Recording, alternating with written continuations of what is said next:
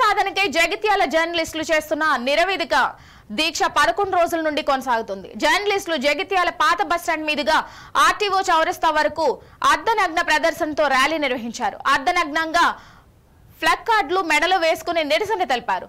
ప్రభుత్వం దిగి వచ్చే వరకు నిరసన కొనసాగిస్తామని స్పష్టం చేశారు.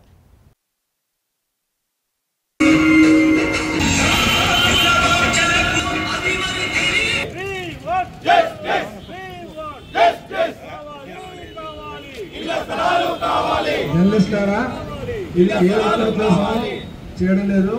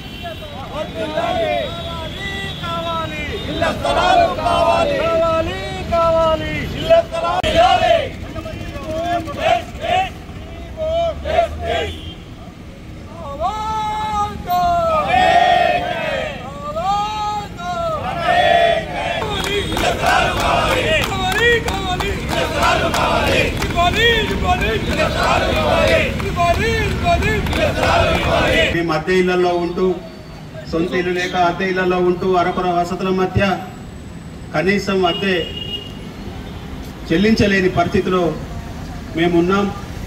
పాత్రికేయ వృత్తిని నమ్ముకొని ప్రజాసేవే లక్ష్యంగా ఈ రంగంలోకి వచ్చిన మేము గత 30 ఏళ్లుగా మాకు రావాల్సిన హక్కులు రాక దుర్భరమైన పరిస్థితిని ఎదుర్కొంటున్నాం. ఇక ఇస్తారు, రేపిస్తారు, మాపిస్తారని చెప్పేసి వేచి చూసి ఇక గత్యంతరం లేక ఇళ్ల స్థలాల సాధన కోసం గత 15 రోజులుగా మేము ఆందోళన బాట పట్టి కొంతమంది మాట్లాడుతుంటారు, జర్నలిస్టులకు వాళ్ళకేంది తెల్ల బట్టలు మంచి విలువ అనుకుంటారు. అయ్యా మా తెల్ల బట్టల వెనుక మా బాధ